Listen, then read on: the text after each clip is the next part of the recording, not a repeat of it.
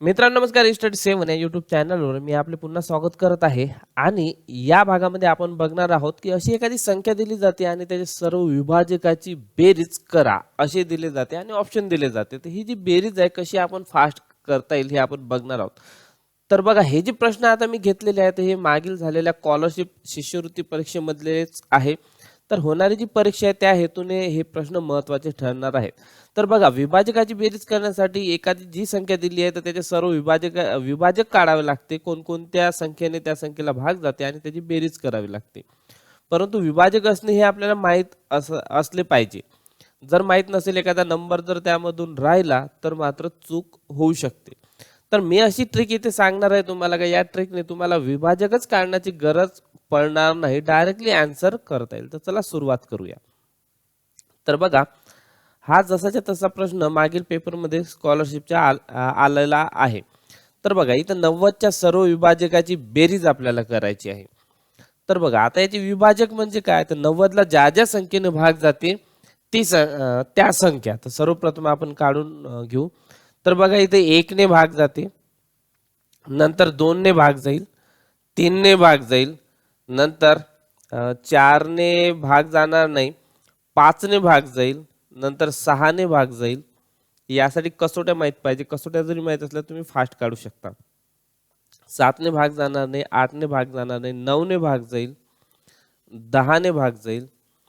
त्यानंतर इथे 11, 12, 13, 14, 15 ने भाग जाईल, नंतर 18 ने भाग जाईल, नंतर 19, 20, 21, 22, 23, 24, 25, नंतर 30 ने भाग जाईल डायरेक्ट. ठीक आहे. त्यानंतर ठीक आहे, 30 नंतर मग डायरेक्ट 45 ने भाग जाईल आणि त्यानंतर 90 ने भाग जाईल. तर बघा, अशा पद्धतीने या संख्येने भाग जाणार आहे. मधल्या काही संख्या ज्या आहेत त्याने या 90ला भाग जात नाही. मग हे जे सर्व संख्या हे विभाजक आहे याची आता आपल्याला बेरीज करावी लागते. तर हे विभाजक काढायला बघा मलाही वेळ लागला. आता मला म्हणजे कसोट्या वगैरे काही माहीत आहे म्हणून मी फास्ट तरी काढल्या, पण बऱ्याचशा विद्यार्थ्यांना कसोट्या माहीत नसते किंवा मग एखादी संख्या राहून जाते, मग हे उत्तर चुकू शकते. तर याची बेरीज करावी लागेल. आता बेरीज करायला पण वेळ लागणार. तर बघा, आपण फास्ट करू जरा.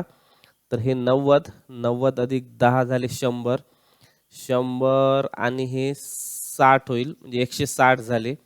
हे 30, 190 झाले. त्यानंतर हे 200 झाले.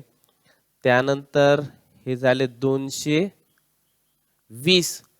त्यानंतर 220 आणि हे 8, 228, 230 आणि 234 म्हणजे याची जी बेरीज झाली हे 234 बेरीज झाली. सॉरी, इथे याची बेरीज झाली 234. तर अशा पद्धतीने याचे आन्सर येईल. म्हणजे ऑप्शन मध्ये हे असं आन्सर राहील. परंतु आता जर विभाजक काढायची गरज नसेल आणि ट्रिकने जर सोडवायचं असेल तर कसं सोडवणार. तर बघा, इथे सर्वप्रथम आपल्याला काय करावं लागेल, 90चे काढावे लागेल मूळ अवयव. आता 90चे मूळ अवयव आपण अशा पद्धतीने काढत असतो. 2 गुणिले येणार 45. ठीक आहे. नंतर 2 गुणिले इथं आपल्याला 3 घेता येईल, मग येणार इथं 15. परत 2 गुणिले 3 गुणिले 3 गुणिले 5, 5 तरी 15, 15 तरी 45, दोन्ही 90. ठीक आहे. तर अशा पद्धतीने हे झाले मूळ अवयव. आता काय करायचं, याला या पद्धतीने लिहून घ्यायचं. 2 गुणिले 3 चा वर्ग गुणिले 5. ठीक आहे, असं लिहिलं. आता पुढे पहा. आता काय करायचं, या 2 कंसामध्ये 2 चा घातांक 0 अधिक 2 चा घातांक 1.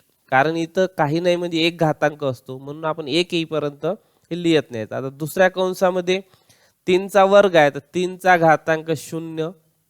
ठीक आहे, अधिक 3 चा घातांक 1 अधिक 3 चा वर्ग. म्हणजे ही जी संख्या आहे ती संख्या येईपर्यंत लिहायचं. तिसऱ्या कंसामध्ये म्हणजे हे जे कंस आहे हे गुणिले असते. 5 चा घातांक 1 आहे म्हणजे 5 चा घातांक 0 अधिक 5 चा घातांक 1 असं लिहायचं. आता याची सर्व याची बेरीज करा. हे 2 चा घातांक 0 म्हणजे हे होणार 1 अधिक हे 2 म्हणजे हे झाले 3. त्यानंतर हे 1 होणार अधिक 3 होणार अधिक 3 चा वर्ग 9. त्यानंतर हे होणार 1 अधिक 5. ठीक आहे. त्यानंतर हे झालं 3 गुणिले येणार 13 आणि गुणिले येणार 6. ठीक आहे. आता हे जर सोडवलं तर डायरेक्ट आन्सर मिळेल. बघा sin 3 18, या दोघाचा गुणाकार केल्यास 18, 13 गुणिले 18 होईल. ठीक आहे. आता याचा गुणाकार करू. 18 3 54, हातचे आले 5, 18 1 18, 18 आणि 5 23.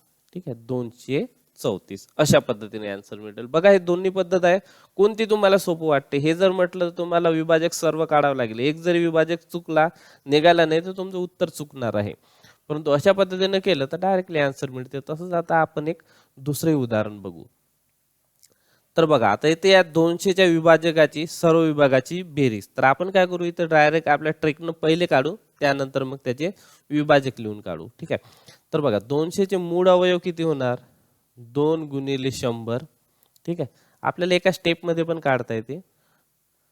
2 गुणिले 50. ठीक आहे. 2 गुणिले 2 गुणिले 2 गुणिले येणार 25. त्यानंतर 2 गुणिले 2 गुणिले 2 गुणिले 5 गुणिले 5. ठीक आहे. आता याला जर आपण घातांकाच्या स्वरूपात लिहिला तर 2चा होणार घन आणि गुणिले 5चा वर्ग. मग आपल्या ट्रिकनं सोडवण्यासाठी आपण काय करत असतो तर बघा याची आता बेरीज काढायची आहे आपल्याला सर्व याची. तर आपण याचा घन आहे म्हणजे काय करावं लागेल, 2चा घातांक 0 अधिक 2चा घातांक 1 अधिक 2चा घातांक 2 अधिक 2चा घातांक 3 हे एका कंसात आणि गुणिले 5चा घातांक 0 अधिक 5चा घातांक 1 अधिक 5चा वर्ग. ठीक आहे. म्हणजे ही संख्या येईपर्यंत आपण काय करत असतो, लिहायचं असतो.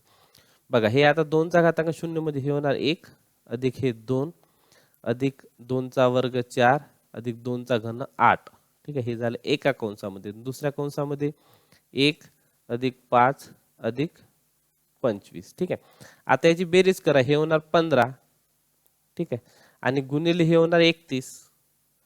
मग 15 गुणिले 31 हे गुणाकार करा. हे गुणाकार केल्यानंतर येईल 15 1 15, हातचा 1, 15 3 45 आणि 1 46. ठीक आहे. म्हणजे 465 हे उत्तर आलं. 465 अशा पद्धतीने. आता आपल्याला जर विभाजक काढून जर सोडवायचं असेल तर तेही करू आपण. बघा याचे सर्व विभाजक आपल्याला काढायला लागेल. विभाजक येईल 1 अधिक 2 अधिक 3 न भाग जाणार नाही, 4 न भाग जाईल, 5 न भाग जाईल, 6 न जाणार नाही, 7 8 8 ने जाणार इथे भाग, 8 दोन्ही 16 उरले 4, 8 म्हणजे 40 म्हणजे 8 न जाईल, 9 ने जाणार नाही, मग 10 न जाईल. त्यानंतर 11 12 13 14 15 15 ने जाणार नाही, 16 नेही जाणार नाही,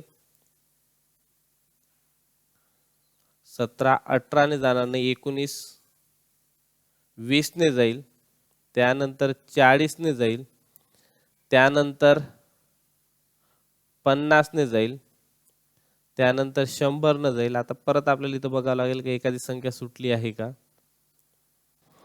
तर बघा 20 नंतरची एक संख्या सुटली आहे 25. 25 ने ही भाग जाईल. ठीक आहे. आणि त्यानंतर शेवटची एक संख्या 200. या सर्व संख्येने याला भाग जाणार आहे. तर या सर्व संख्येची आता काय करू आपण, बेरीज करू. तर बघा हे 200, 100 झाले 300, 350, त्यानंतर हे झाले 400. ठीक आहे. 100 200 200 300 हे झाले 400, 420, त्यानंतर 450, त्यानंतर 460 आणि 465. तर याचं उत्तर येईल 465. ही झाली बेरीज. बघा इथे एक जरी अंक लिहिता आला नाही किंवा माहिती पडला नाही तर हे उत्तर चुकू शकते, परंतु याने पटकन याचे आन्सर येऊ शकते. तर असं एक तरी उदाहरण स्कॉलरशिपच्या एक्झाम मध्ये असते. तर मित्रांनो ही ट्रिक कशी वाटली ही मला नक्की कळवा आणि या चॅनलला सबस्क्राईब केलं नसेल सबस्क्राईब करा आणि बघत राहा स्टडी 7.